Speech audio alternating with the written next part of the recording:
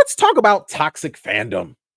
Now, if you've been watching my channel, y'all know we have dealt with this so many times.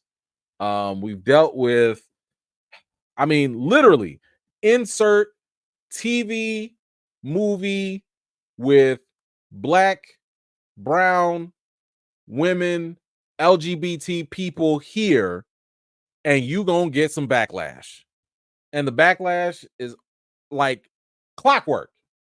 You know it's coming every time, anytime. I'm glad they put this picture up too, because that's it. Somebody just got triggered seeing this image. Matter of fact, let me make it bigger for them. Somebody got just triggered just looking at a brown elf, looking at a female superhero, looking at two women kissing on screen. Somebody's brain just melted because this just exists. So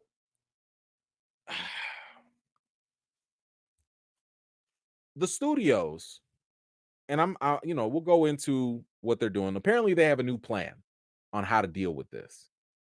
And, we'll talk about that plan, and we'll also talk about some of my personal grievances with some of these things.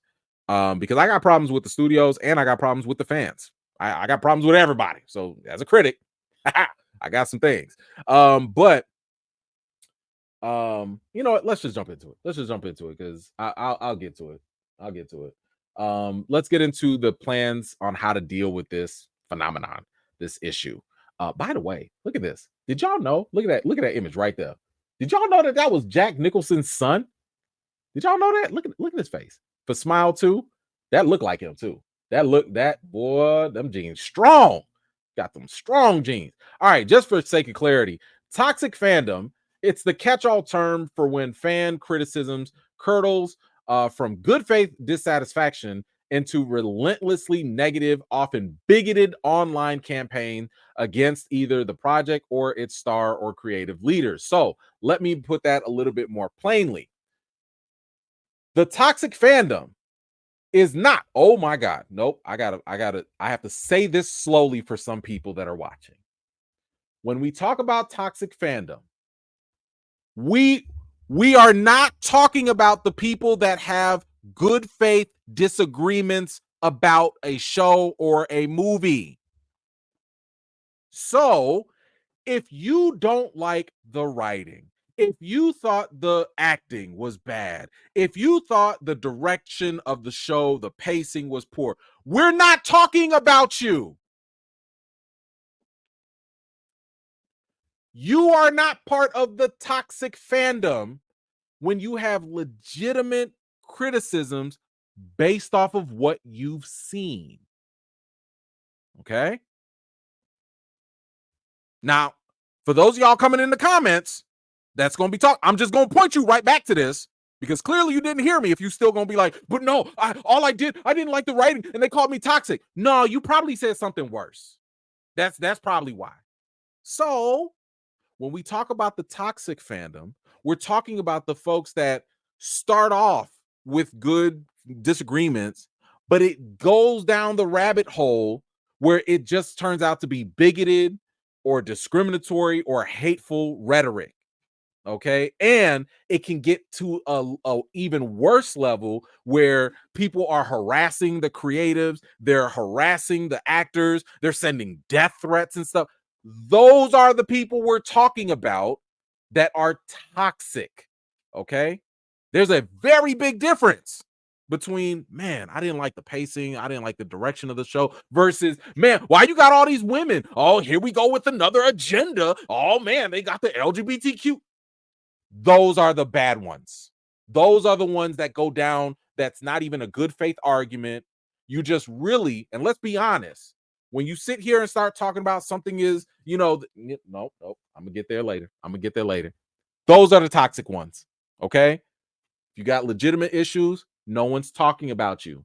And let me give y'all another little piece of advice. If you have legitimate arguments, legitimate articulate points against a show or a movie, stop lumping yourself in the same bucket as the toxic folks. Because some of y'all do that to yourselves. We don't even be talking about y'all that have legitimate issues But you be like, oh my gosh, they're calling me toxic because I disagree with something. No, that's not. No, you just put yourself in that bucket. Don't do that to yourself. Leave the bigoted, discriminatory people, let them cook on their own.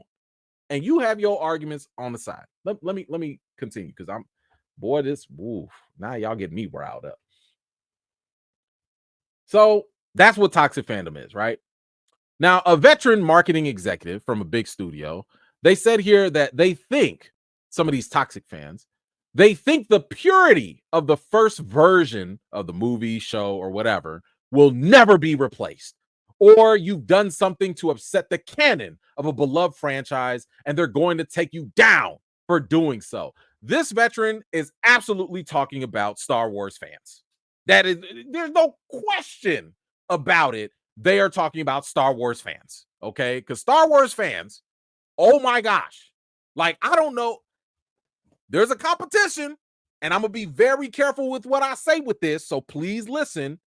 The fans that harass, that are bigoted, that say racist stuff and do terrible things, those specific Star Wars fans and those specific Snyder fans, the Snyder Cut folks, boy, y'all be in a race that's neck and neck for who can be worse. Now, again, I'm not talking about all Star Wars fans, and I'm not talking about all Snyder fans. I'm talking about the worst of the worst, the ones that are harassing people, that are cussing people, that are using racial stuff and all that. I'm talking about those lower of the lower folks. But yes, there is this idea that if a studio decides to do something new with their property, by the way, keep in mind the IP belongs to them, not y'all, that all of a sudden it's like, I don't know, sacrilege. It's blasphemous. It's just a problem because the studio wants to expand and tell maybe different sides of a story or add different elements to a story, as if the old stuff that you love and you cherish is going away. It's not. If you like the old stuff, ain't nobody did nobody get rid of the old Star Wars movies. If you love the original trilogy, if you love the comics, if you love the novels, you can still read them. You can still go watch them. Nothing is getting rid of those things. And guess what? Canon might change, and that's okay. It happens. It happens literally in the comics all the time. There are certain comic lines or comic stories that used to be canon. They're not canon anymore. But guess what? That doesn't mean those things still can't be your favorite. And because they can still be your favorite, it doesn't mean you have to turn into an a-hole and mess it up for future people that might enjoy the new stuff. Multiple things can exist, and we can all enjoy them at the same time, even if we don't like everything. Let me continue. So we have some examples here. For example, House of the Dragon, the episode featuring two female characters kissing, or in The Last of Us, the fantastic episode of a gay couple that was review bombed. And for those of you that don't know, the practice of review bombing is the practice of mobbing websites like Rotten Tomatoes or IMDb and just giving them a whole bunch of negative reviews. So that's part of that. It says here also an entire YouTube ecosystem is devoted to declaring projects like the Marvels and the Boys woke garbage. Let's have some time with this. I'm so glad that they mentioned here that it's an ecosystem, because some of y'all that are caught up in that ecosystem don't even know that you are caught up in an algorithm black hole. You don't realize that because you kept clicking on, oh, the Marvel sucks, oh, the Marvel's woke, oh, the Marvel is terrible, oh, the Marvels is bad, you don't realize that you have trained the algorithm to show you only videos just like that. So what does that mean? What ends up happening is you start to get confirmation bias because you see all these videos that reinforce your negative perspective. You think it's got to be true. You think everyone believes that this thing is bad. And that is part of the problem, especially when it comes to social media. We see it happen with politics all the time, where people are stuck in their echo chambers because they don't realize that they need to break away from the algorithm that only shows them one thing that you click on. If all you click on is just that one thing, you're not going to hear no other perspectives. And you're going to mess around and think that you're right, but you're not. You're just stuck in the matrix of your own bias. Now, again, it's fine for you to have your own opinion, but unfortunately, a lot of these folks that do go end up becoming toxic, they believe that their bias is now fact. And that's where it starts to get messy. When you start thinking that your personal opinion is a fact, that's where it's like, yo, you need to chill out. Because unfortunately, these same folks that will go out and harass the actors or send death threats or do all these other crazy, ridiculous things, they are doing it because they feel emboldened by this algorithmic black hole that they've fallen into and don't even realize that they've been trapped. And by the way, when people sit here and say this is woke garbage, I want us to be up close. When you say woke garbage, I'm saying this I don't care if you want to unsubscribe. I don't care. It shows that you don't know what you're talking about. Because whenever people today talk about wokeness, it's really just a cover for bigotry and discrimination. Whenever you say woke, you're really just saying, I can't say something racist, so I'll just use woke instead. When you want to say something misogynistic because you don't like women being at the forefront, you just call it woke. When you want to say something's got too many of the blacks, you call it woke. When something's got too many of the non-straight heterosexual stuff, you gotta call it woke. Stop using that as a cover. Stand in your bigotry. Be 100 about it. Say it with your chest. You already gonna be labeled bigoted anyway. Just say it. You don't like the women, fine. You don't like the blacks, fine. You don't like the browns, fine.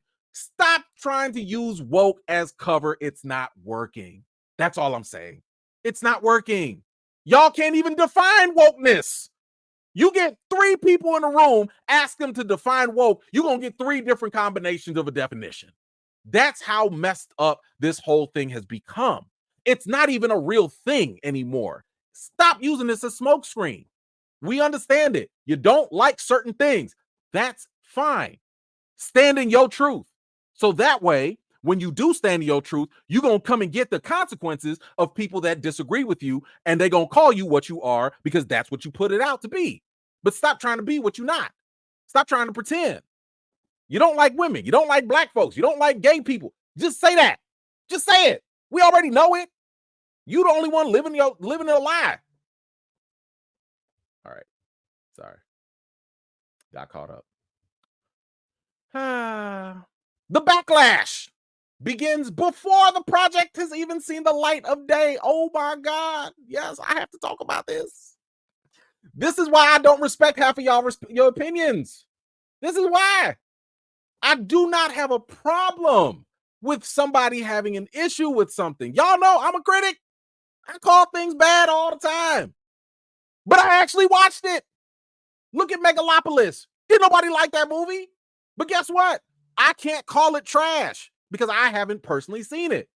I can say other people believe it's trash because they clearly are not paying for it. The reviews are going down. This thing got a D+ on Cinema Score. So yeah, objectively, other people believe it's trash, but I can't do that because I haven't seen the movie. I can't do that. So when some of y'all come out here, haven't seen a lick of a TV show or a movie, but all of a sudden it's woke, and then all of a sudden it's therefore bad. Let me explain why that's problematic. First of all, it's ignorant. Literally, it's the definition of ignorance. You're trying to criticize something you don't know anything for real about. You don't know what the story is. You don't know what's going to happen in the plot or nothing. So you're literally flaunting your ignorance when you criticize something before seeing it. That's one problem. Then you also have the issue of when this thing is sitting here, when you do not know what it's about, then it's kind of like, why should we take your opinion seriously? Like what legitimacy is there in whatever you're talking about when you don't know what it is that you're even criticizing. And here's the irony in all this, because so many times you'll hear people talk about, oh, here we go with the agenda. Here comes the agenda. Surprise. Hating on stuff before it comes out, that is an agenda. So the people, the same folks criticizing agendas, are using their own agenda to criticize stuff that they haven't seen yet. Hey, Pot, have you met Kettle? I'm sorry. Let me get back. So, the backlash that begins before the project has seen the light of day. And the examples of this would be like a Reddit mega thread dedicated to outrage over Bridgerton casting a black woman. Like, I don't even, okay. It was directed at the actors of color cast as elves and dwarves in the Rings of Power. Death threats aimed at Leslie Jones during the press tour for the Ghostbusters movie. You have got to be a special kind of person to be upset that elves and dwarves are different people of color. You really mad over?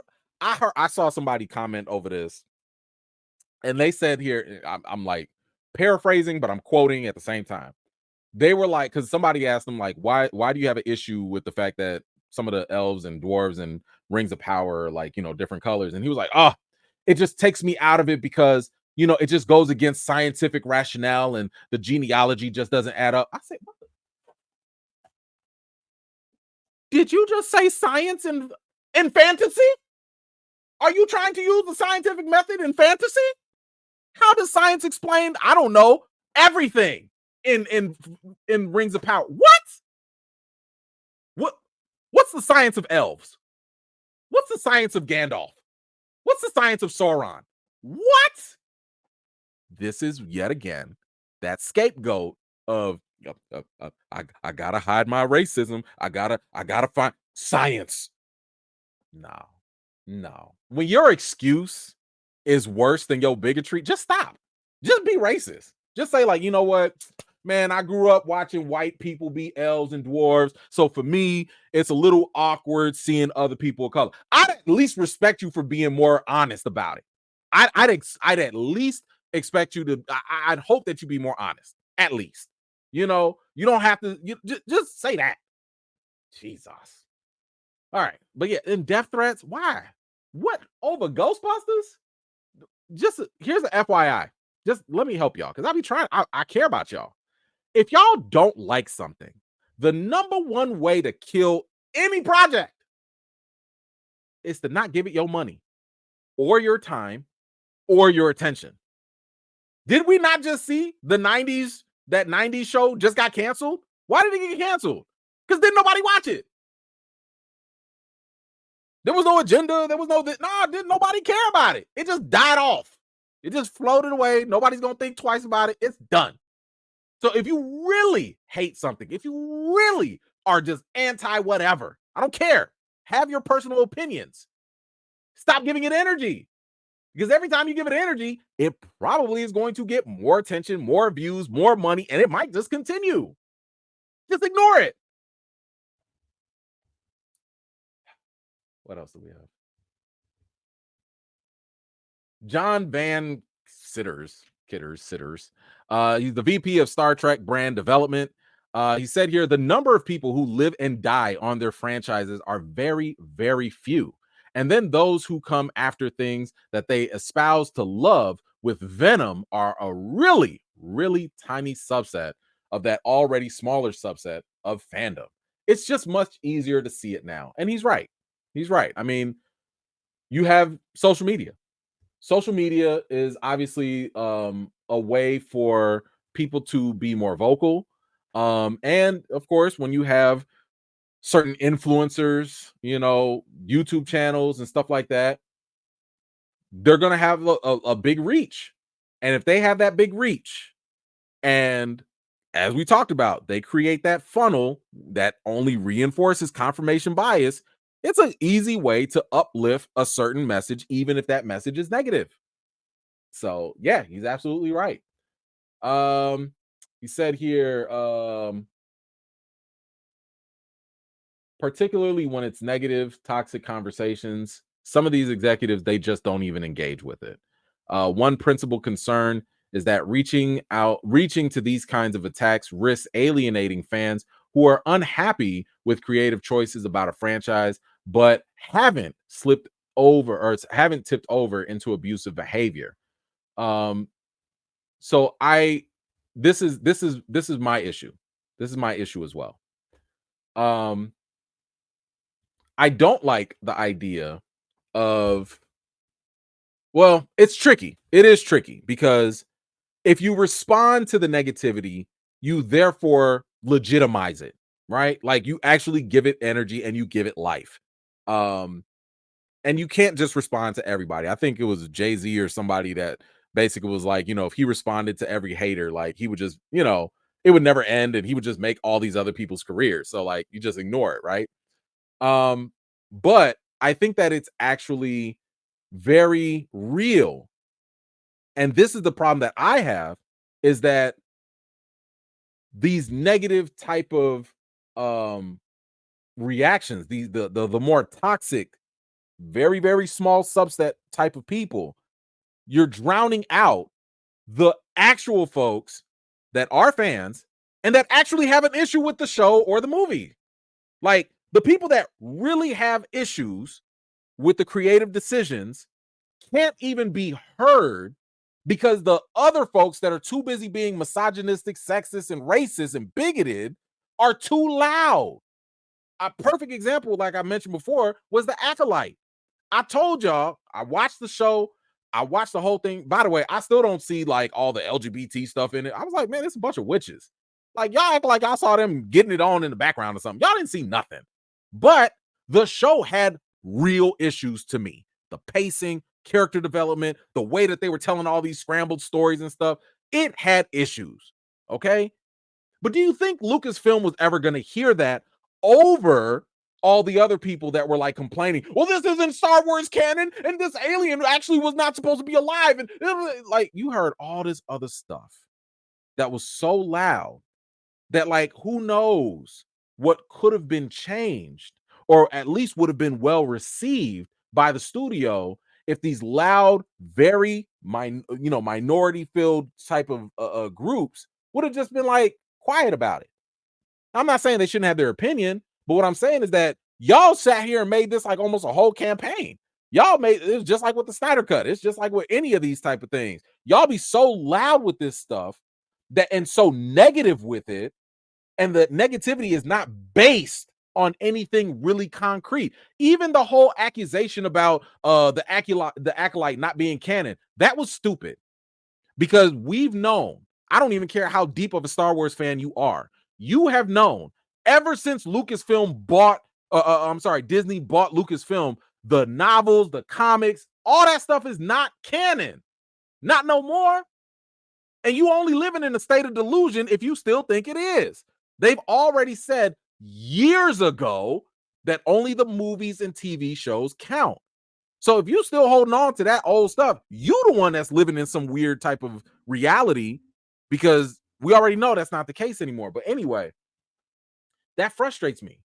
It frustrates me when the studios are not able to actually hear legitimate criticisms of their shows, because now anytime somebody says something negative, it might be misinterpreted as potentially being part of that loud, wrong, bigoted crowd.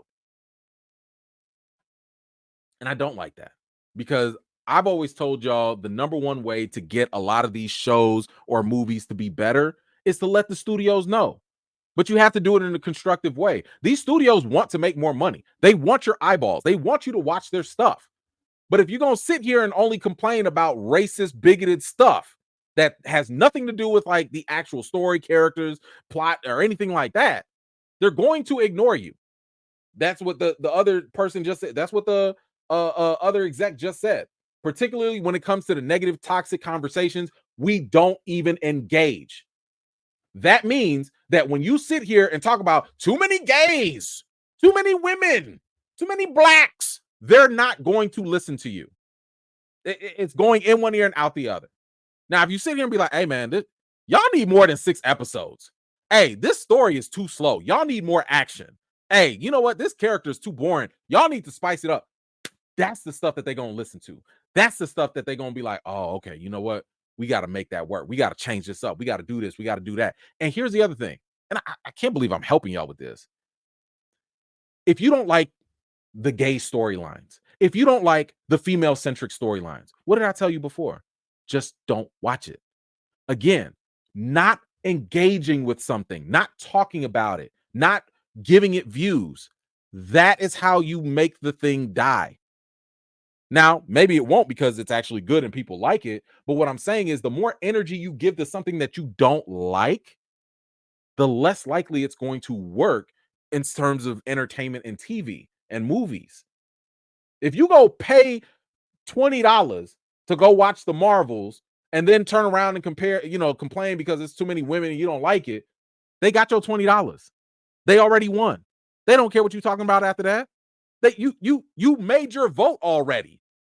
But if you don't go watch, you don't give it a view, you don't talk about it on social media, which does not allow it to trend, and it does not allow bigger outlets to take that trend and give that show more attention and have more people watch it, that's how it actually goes down and maybe dies a slow death.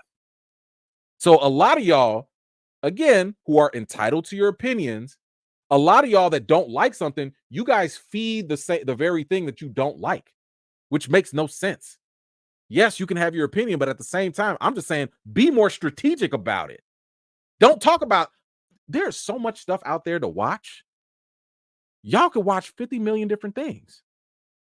When you don't watch something, that is the number one signal to the studio, we don't like this.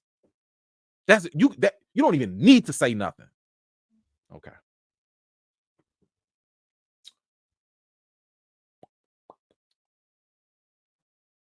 It says here, so studios try to attempt to amplify friendlier voices instead of engaging with the negative ones. One rep said that we'll reply to comments that are positive and elevate those things. Now, I do think that that's a little risky as well. I mean, if something is objectively just not that good, if let's say the story is not good, the character, whatever, don't be uplifting like the positive comments only. I need you to engage with all the constructive criticism as well as the praise too. Do both. Don't just go one-sided. So that is a criticism I don't like the studios doing. I want them to see the good and the bad so that they can learn from those. Now it says here, those who did talk to Variety, a lot of the companies and reps and stuff, they all agree that the best defense is to avoid provoking fandoms in the first place. In addition to standard focus group testing, studios will assemble a specialized cluster of superfans to assess possible marketing materials for a major franchise project. Hi, I'm Emmanuel, E-Man, Noisette. Good to meet you. Super fan here. Many, many different franchises. I'd love to help your franchise out. I'd love to help your studio out. Hire me. I don't even need the money. Just bring it. Hey, fly me out because I'm a little broke. But I'm just saying, I'll help. I will help. I don't need. This is why you have critics. This is literally why you have critics. Why do you need these super fans? I'm just saying, like, first of all, the reason why I don't like this, taking these quote unquote super fans is problematic because you think that you're going to avoid any type of backlash. But the problem is the fact that the most problematic issue is their underlying argument.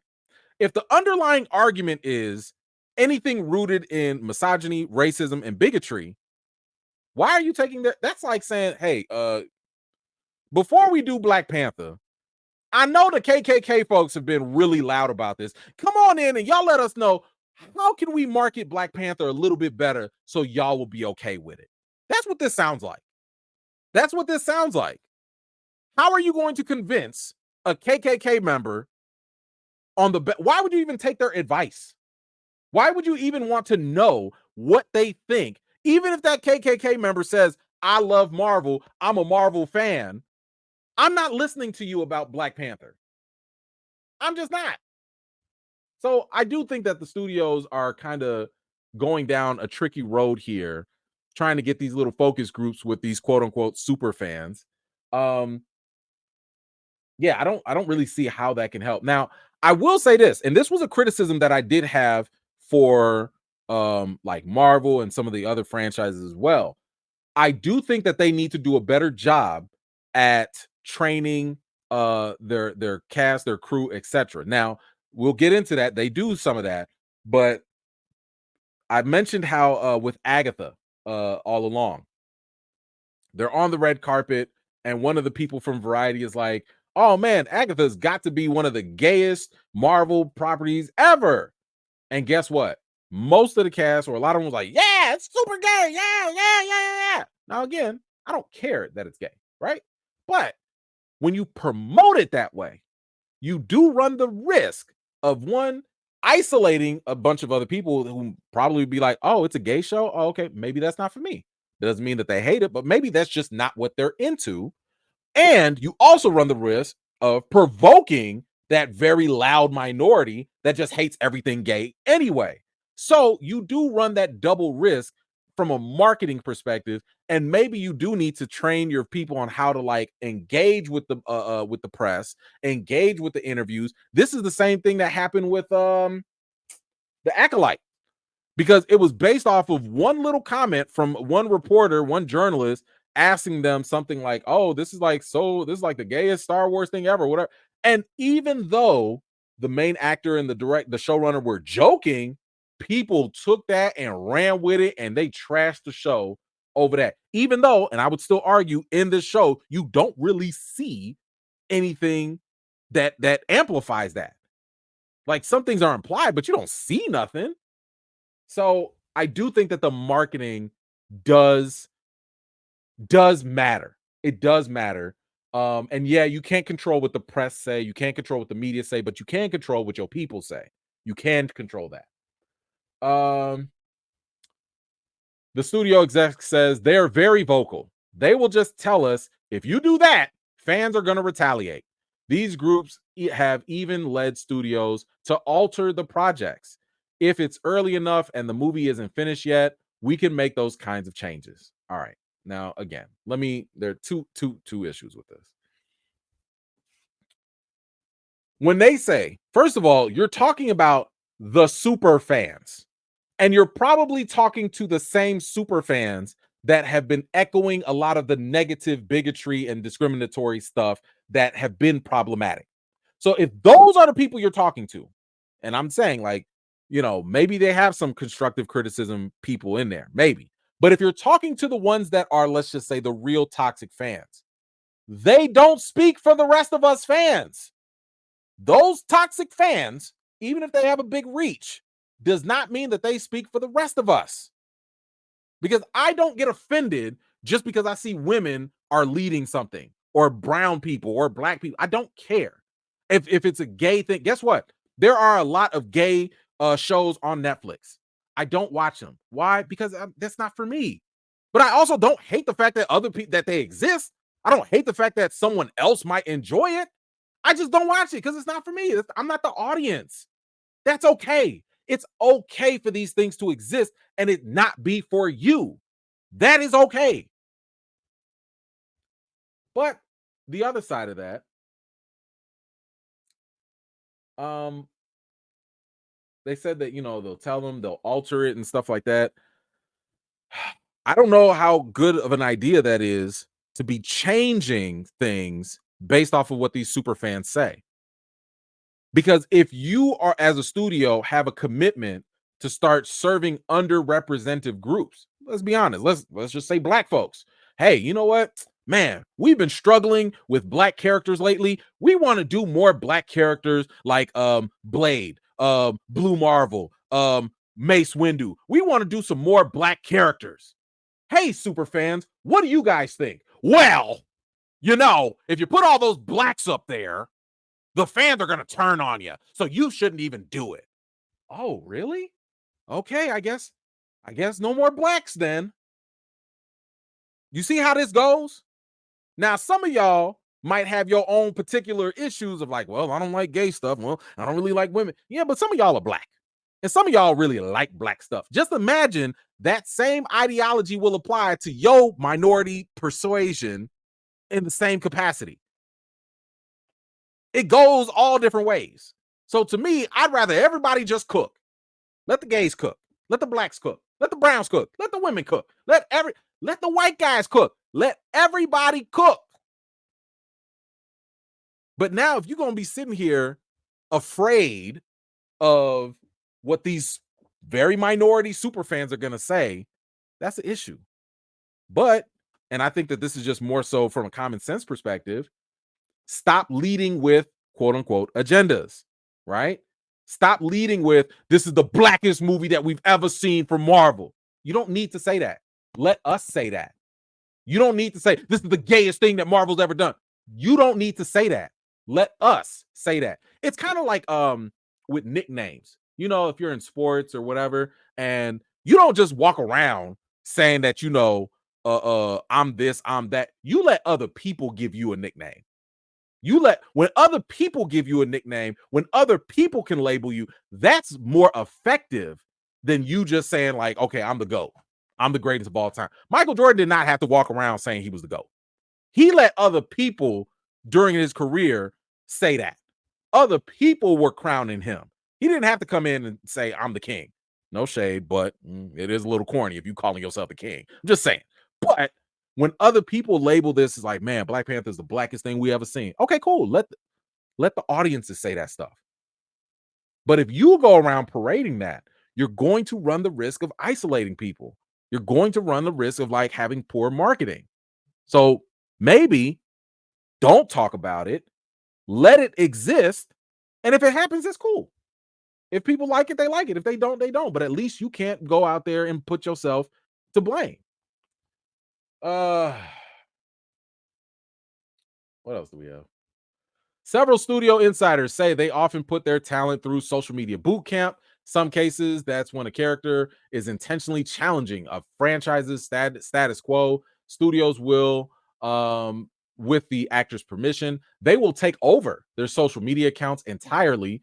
When things get really bad, especially involving threats of violence, security firms will scrub the talent's information from the internet to protect them from doxing. And for those of you that don't know, doxing is when your personal information gets leaked out, your address, your number, etc., for people to harass you. And this is what I'm talking about in terms of toxic fans. Once again, I'm not talking about the people that just don't happen to like something. I'm talking about the people that go to that extra level where now you send in inboxes to the actor, you're sending racial stuff, you're sending death threats, you're harassing, the studio. I'm talking about those people.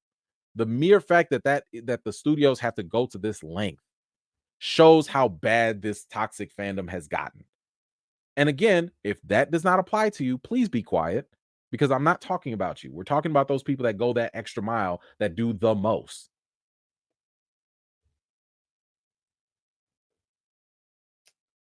In 2022, with Moses Ingram, right? The Obi-Wan situation. Moses Ingram said that she had gotten hundreds of racist messages sent out to her just because of her role.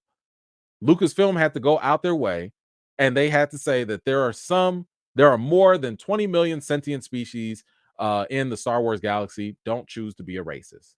So here's my issue with this, because I wrote about this. I wrote a whole article about this on Screen Rant. Feel free to go check it out.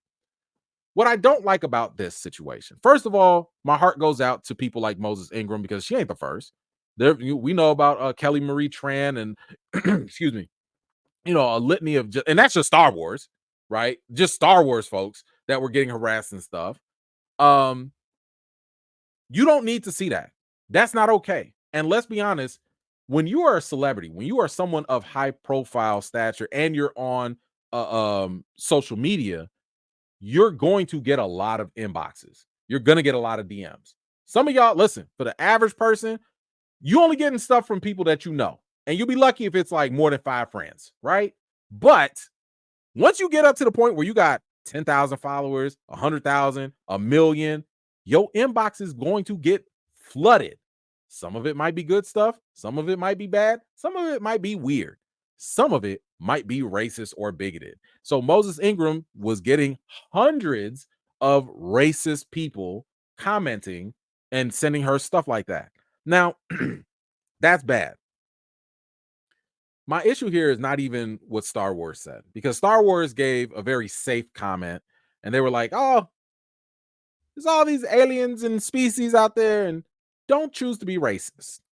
My issue with this is not even so much with Star Wars, because I do believe Star Wars could have done better. I do believe they could have been stronger about it. I think that they could have simply said, like, hey, we make entertainment for all of you. All of these actors work hard. Please respect them. Do not be racist. Do not be misogynistic. Please treat everybody with respect. That's it. You ain't got to be cute about it. You ain't got to be like, oh, you know, the aliens in the galaxy far. You ain't got to do all that. Hey, y'all, stop playing. We are all human beings. Nobody needs to be getting harassed. That's one thing for Star Wars or Lucasfilm. My other issue is the fact that, and y'all read what they said. This is what Lucasfilm said. There are more than 20 million sentient species in the Star Wars galaxy. Don't choose to be a racist. My problem is the fandom that looks at that statement and says, oh, they're talking about all Star Wars fans. Oh my gosh. They're calling me a racist. Can somebody please help me understand the logic here? How does don't choose to be a racist? How does that apply to all Star Wars fans as being labeled as racist? I mean, honest question. Because my issue is the fact that when I've seen a lot of these YouTubers and a lot of the social media folks' reactions, I'll be like, wait a minute, what? Why are you mad? Even in that interview with the acolyte, and I don't have the interview right now, but if you go back and listen to that interview, the interview literally said, or the interviewer said, hey, there are some Star Wars fans that don't like this, or whatever. I seen a big Star Wars channel look at that same interview and be like, I can't believe that they said all Star Wars fans don't like gay people. I was like, wait a what? Did you miss the part where they said some? But then you extrapolate it and say that it's all, and your audience that's probably halfway listening to you is like, they said we all just rate what? Now you get this avalanche effect of negativity that's based off of somebody mishearing something or just being, I don't know, willfully ignorant. And that's my issue. Like, what's wrong with some of y'all? Because some of y'all, again, I feel like y'all just be telling on yourselves. If somebody says, hey, man, don't choose to be racist. And if your first reaction is, did you call me a racist? You probably have some issues you need to work out. You just might have some issues. That's the whole hit dog will holler thing in full effect. Please stop doing that. Please stop. And I've had some people come at me and be like, man, you know, some of the studios, they would label all the fans this and all the fans that. And I'm like, show it to me. Show me where the studios definitively put out a statement, not some random person online, not some random. Show me where a studio has labeled an entire fan base negatively, and I will be first in line to condemn that studio and their actions. If Lucasfilm said, you know what, every Star Wars fan is a jerk, I'll be the first one in line to be like, hey man, Lucasfilm, first of all, screw you. I'll be the first one in line. But if they're talking about specific people that are doing specific things that is not something you're doing, why are you taking offense to it? Unless you associate with those same people, unless those same people are your tribe. Anyway, this is a long one. I'm sorry, guys. This is a long one. Rings of Power condemned the relentless racism, threats, harassment, and abuse some of their castmates of color were being subjected to on a daily basis. The Amazon Studios chief, Vernon Sanders, said, people have had a chance to actually engage with the show, Rings of Power. Overwhelmingly, what we've seen is that folks who came with an open mind can discuss and debate their favorite things, which takes you out of the place of that ugly conversation that happened with some folks who may have been infused with an agenda that's separate from the show itself. And that was such a beautiful way of putting it. Sometimes, if you just watch the show, if you just tune out all these agenda driven people and the agenda is, I'm going to pre-hate before I watch it. Sometimes if you actually watch the show, you might mess around and find some things that you like. You might find some things that you don't like. And then, I don't know, crazy thought, we have a civil conversation about it.